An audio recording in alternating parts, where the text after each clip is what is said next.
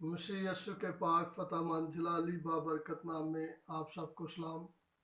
हम खुदाम के नहायत ही शुक्रगुजार हैं कि आज हमें बाइबल मुक़द्दस में से कुछ सीखने का मौका मिला है और मैं आप सबका भी शुक्रगुजार हूँ जो आप मुझे कॉल्स के ज़रिए और व्यू के ज़रिए जो मुझे पसंद कर रहे हैं। पहली बात, मैं आप सबके लिए खुदा का शुक्रगुजार हूँ। आपकी आपका गाइड करना हमारे लिए बायस मसरत है। आज हम खुदा के कलाम में से सीखेंगे बाइबल में लाल रस्सी। कलाम अक़दस में यशवा 2 बाब और उसकी 18 आयत को हम कलाम अक़दस में से तलावत करेंगे। कलाम अक़दस में लिखा है, सो देख, जब हम उस मुल्क में आए तो तू सुर्ख रंग के सूत की इस डोरी को उस खिड़की में जिससे तूने हमको नीचे उतारा है बांध देना, और अपने बाप और माँ और भाइयों बल्कि अपने बाप के सारे घराने को अपने पास घर में जमा कर रखना। खुदा के मुकद्दस पाक कलाम पढ़े जाने और सुने जाने पर खुदा की बरकत हो। ये कुछ वाक़या है ऐसे कि खुदा के बंदा यशवा ने दो जसूस लोगों को यरू की जसूसी करने के लिए भेजा, और जब उस शहर में पहुंचे तो वो एक राहब फाहशा के पास जाकर ठहरे और उसने उन्हें छिपा दिया। और जब उन्हें छिपा दिया तो फिर जब अपने मुल्क के लोगों से उन्हें बचाया, जब बचा कर वो उन्हें रुखसत करने लगी तो उन्होंने कहा कि मैं जानती हूँ कि इस्राएल का खुदा इस्राएल के साथ है, और मुझे पता है कि तुम्हारे खुदा ने बहरा कुलज़म के पानी को दीवार की तरह 2 हिस्सों में खड़ा कर दिया, और तुम लोग वहाँ से गुजरे, और तुमने रास्ते के तमाम बादशाहों को निस्तो नबूद किया। लिहाजा जब तुम यरू पर कब्जा करो तो मुझ पर भी इस मेहरबानी की वजह से मुझ पर भी मेहरबानी करना।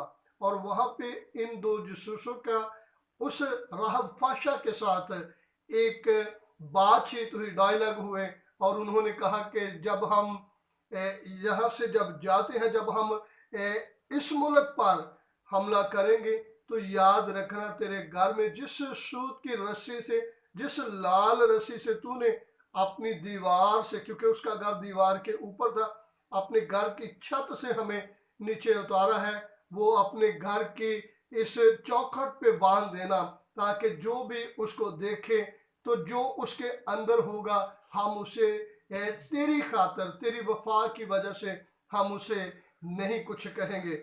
और कलाम बयान करता है कि ये लाल रस्सी बाइबल में जो हमें नजर आती है, ये गाहे बगाहे पूरी बाइबल में नजर आती है। आज हम इस लाल रस्सी पर फोकस करते हुए, लाल रस्सी को देखते हुए हम देखते हैं कि ये लाल रस्सी शुरू कहाँ से होती है और ये लाल रस्सी जाती किस तरफ है, रुख किस तरफ करती है। कलाम बयान करता है, खुदा ने आदम को और हवा को बाग अदन में रखा, उन्होंने बाग का फल खाया जो खुदा ने मना किया हुआ था। उसको खाने के बाद जब वो खुदा की हजूरी से छुपे, खुदा ने पकारा, आदम तू कहाँ है? तो आदम ने कहा मैं बेलबास हूँ, मैं नंगा हूँ। खुदा ने कहा तुझे किसने बता दिया कि तू बेलबास है? उसने वो सारी बातें जो आप जानते हैं। फिर कलाम बयान करता है कि खुदा ने कहा, खुदा ने एक जानवर को ज़बह किया और उनकी खालें आदम और हवा के लिए कुर्ते बनाकर उन्हें पहनाई।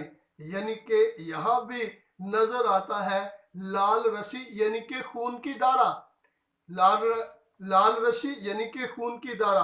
और अब आगे अगर हम देखते हैं, काइन और हाबिल को खुदा ने कहा अपने हदिये लेकर आओ, और जब हाबिल अपना हदिया खुदा के पास लेकर आया, कलाम बयान करता है हाबिल के हदिये को मंजूर किया गया और काइन के हदिये को नामंजूर किया गया।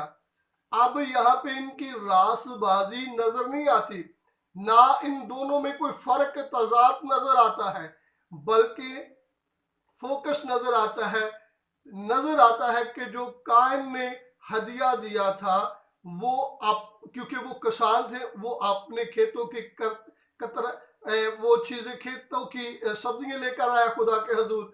और जो हाबिल था ये भेड़ बकरियां चराने वाला शख्स था, ये भेड़ बकरियों की चर्बी लेकर आया और कुछ खून और कुर्बानी की चीजें लेकर आया, और हाबिल के हदिये को कबूल किया गया, यानी कि खुदा ने खून को पसंद किया।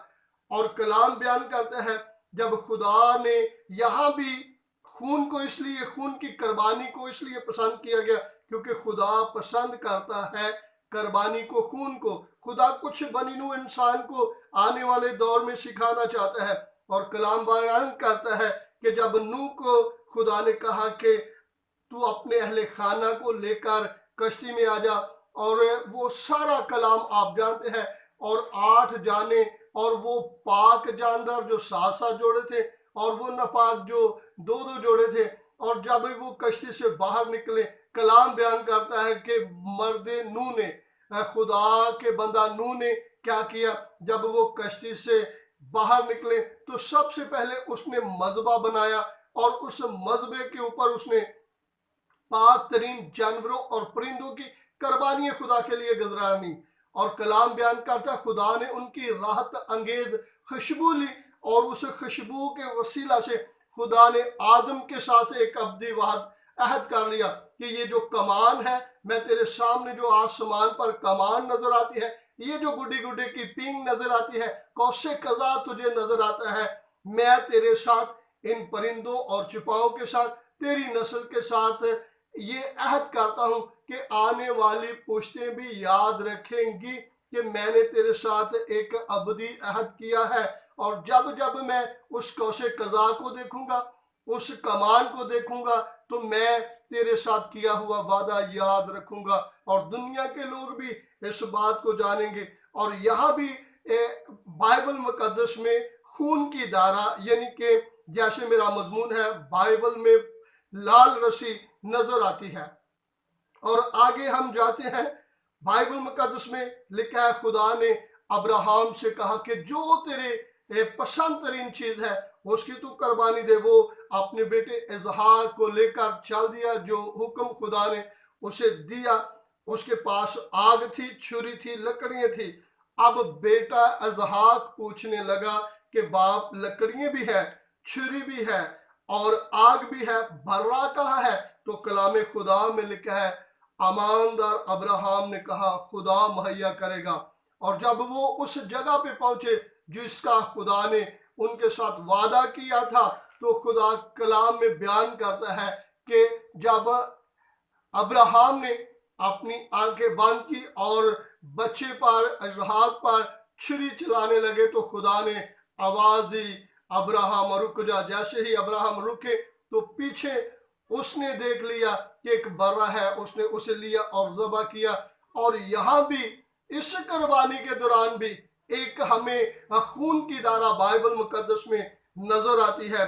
और फिर कलाम अक़दस में बयान है कि खुदा ने मूसा से कहा, जिस दिन वो मुल्क मिस्र से आज़ादी होने वाले थे, निकलने वाले थे, खुदा ने कहा कि मूसा पूरे बनी इसराइल को कह दें कि अपने खानदान की नफरी के हिसाब से आप अपने अपने घर में एक एक बर्रा ज़बह करो, और अपनी अगर एक बंदा नहीं खा सकता उसके साथ दूसरा उसके खानदान में उसके अफराद मिलकर उस बर्रा को खाएं, और जो उसका खून होगा वो अपने घर की चौखटों पे लगा देना। और कलाम बयान करता है खुदा ने कहा फ्रंट पे और दोनों बाजुओं पे उस खून को लगा देना। और उस खून के लगाने से क्या हुआ कि पूरे शहर में, पूरे मिस्र में और पूरे उस इलाका में, पूरे गिरदोनवा में, गरीब के घर से लेकर फिरौन के महल तक हर तरफ मरी पहुंची। लेकिन खुदा ने कहा जो इस घर में होंगे,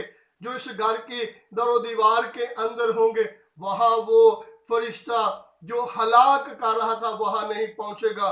और कलाम में नजर आता है कि वहां भी कोई, जिस घर में कोई ज़ैत था या बकर था, जहां खून लगा हुआ था, वहां हलाक करने वाला फरिश्ता ना पहुंचा। और यहां भी हमें बाइबल मुकद्दस में लाल रस्सी, खून की धारा नजर आती है। और इसी तरह बाइबल मुकद्दस, पूरी बाइबल मुकद्दस को अगर हम देखते हैं, पढ़ते हैं, समझते हैं, ये खून की धारा चलती चलती मेरे और आपके निजात दहिंदा खुदा यीशु अल मसीह पर आ पहुंची। और कलाम बयान करते हैं, जब यूहन्ना के पास खुदा यीशु अल मसीह बपतिस्मा लेने के लिए आए तो आसमान से जब आवाज को सुना, उन निशानियों को यूहन्ना ने देखा तो उसने चला कर कहा, देखो ये खुदा का बरा है जो जहां के गुनाह उठा लिए जाता है। और कलाम बयान करता है कि यीशु अल मसीह मेरा और आपका निजात दहिंदा, उसने पूरी दुनिया के गुनाहों को अपने ऊपर उठा लिया। और पहले तो जो भी गुनाह होते थे, पहले जो भी कुर्बानियां होती थी, वो गुनाहों को छिपा देती थी। और अब जो यीशु अल मसीह के पास आते हैं वो गुनाह उठा लेते हैं। और इसीलिए कलाम अक़दस में लिखा है, जितनों ने उसे कबूल किया खुदा के फर्जंद बनने का हक बख्शा। कलाम बयान करता है, हम जो यीशु अल मसीह की कुर्बानी को समझते हैं, यीशु अल मसीह की मार खाने को समझते हैं, सलीब के पैगाम को समझते हैं, हम इस बात को जानते हैं कि यीशु हमारे लिए कुर्बान हुआ, बलिदान हुआ, तो हमें एक बात कही गई है कि तुम खुदा के फर्जंद हो। और इसीलिए कलाम अक़दस में भी आया, उसके बेटे यीशु का खून हमें तमाम गुनाहों से पाक करता है। और बगैर खून बहाने से मखलसी नहीं मिल सकती। हमारे खुदा यीशु अल मसीह ने, मेरे और आपके निजात दहिंदा यीशु अल मसीह ने अपनी जान कुर्बान करके, अपने आप को बलिदान करवा के, अपने आप को सलीब पर चढ़वा कर हम सब की निजात और मखलसी का काम किया।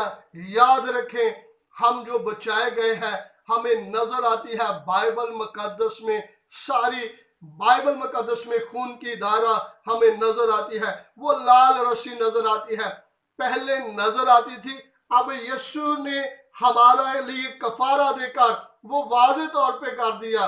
वाज़े हमें हो जाता है कि यीशु अल मसीह हमारे लिए मरे, दफन हुए और तीसरे दिन मुर्दों में से जी उठे। इसलिए कलाम अक़दस में लिखा है, सलीब का पैगाम हलाक होने वालों के लिए तो बेवकूफ़ी है, मगर हम निजात पाने वालों के लिए खुदा की कुदरत। हम सारे यीशु अल मसीह के मरने और जी उठने पर ईमान रखते हैं। और हमारा ईमान है कि यीशु अल मसीह के खून के वसीला से हमें निजात और मखलसी मिल गई है। आए हम खुदा उनकी शुक्रगुजारी करें और उसके नाम को इज्जत और जलाल दें। God bless you all.